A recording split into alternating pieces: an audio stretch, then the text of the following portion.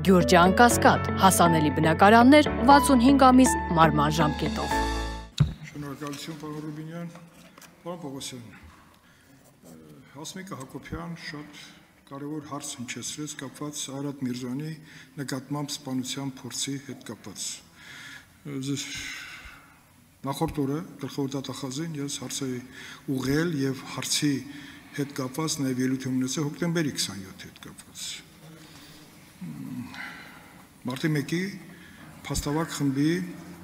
զեկույցներին դուք տեղյակ եք, փաստավակ խմբի 5 զեկույցներին, որոնցից մեկը առնչվում է ապօրինի զինված խմբերի գոյությանը։ Հիմա ես ուզում եմ ձեզ հարցնեմ, դուք այս բոլոր գործերով ինչ որ չափով առնչություն ունեցել եք սկսած ազգային անվտանգության ծառայության քննչական մարմնի ղեկավար լինելուց, թե հոկտեմբերի 27-ով, թե ներկայիս հոկտեմբերի 27-ի անջատված մասով, թե նաև մարտի 1-ին, չնայած հակակոռուպցիոն կոմիտեում է հիմնականում մարտի 1-ի գործի քննությունը իրականացվել կամ պետք է շարունակվի։ Ինչ հոդված է դրված Արադ Միրզոյանը դրանք մի կողմ, մայր գործի, ինչ որակավորում է տրվել քննչական մարմնի կամ գլխավոր դատախազության կողմից։ Նոյեմբերի 9-ին 10-ին ինչ գործողություն է եղել։ Սպանության փորձ միայն Արադ Միրզոյանի խուլիգանություն, թե այնուամենայնիվ իշխանության զավթման գործողություններ են տեղի ունեցել։ Խնդրում։ Շնորհակալություն։ Պարոն Քոչարյան, նշեմ, որ հոկտեմբերի 27-ի հետ կապված քրեական վարույթը քննվում է քննչական կոմիտեում, նախկինում քննվել է ազգային անվտանգության ծառայության քննչական դեպարտամենտում,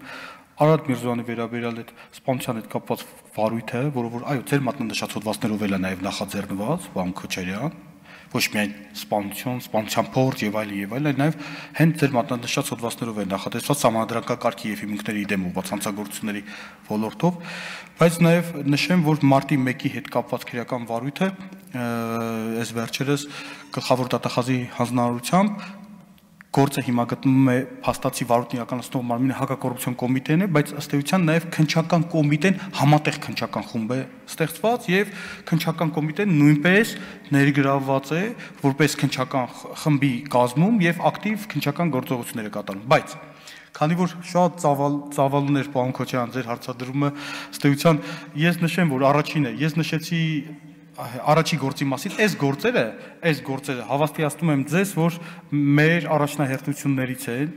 մեր այն գործերից են, որոնք որ ամեն օր, ես ասեմ, ամեն շաբաթ, կոնկրետ շաբաթը 1 օր,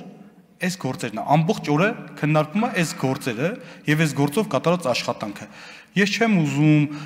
առաջ ընկնեմ ժամանակից եւ չեմ ցանկանում քրեական վարույթի բնականոն ընթացքի հետ կապված այնպիսի դիտարկումներ իրականացնեմ, որոնք որևիցե կերպ կարող են խոչընդոտ հանդիսանալ, բայց պարոն Քոչարյան, քրեական վարույթներով քննչական կոմիտեն ակտիվ գործողություններ է իրականացնում,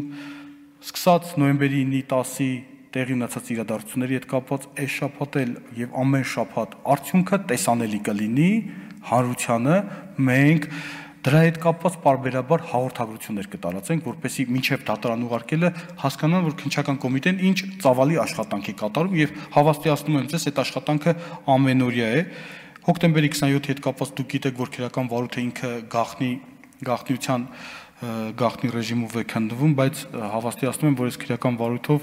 դարձյալ մեծածավալ եւ հսկայական գործողություններ է կատարվում։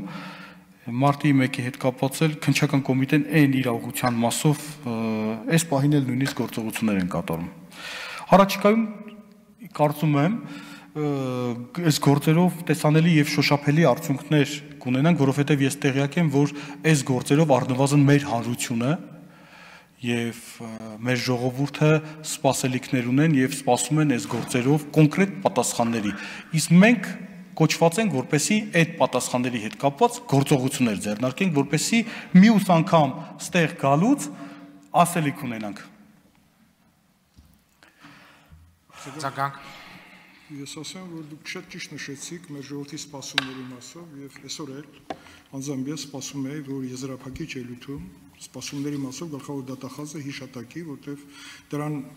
միտված նաև մեր խմբակցության ղեկավարը շեշտեց դրա կարևորությունը, բայց մենք չլսեցինք դա։ Ես ուրախ եմ, որ դուք կարևորություն նշեցիք։ Նաև ուզում եմ նշեմ, որ հոկտեմբերի 27-ով նախկին գլխավոր դատախազությունը, գլխավոր դատախազի կողմից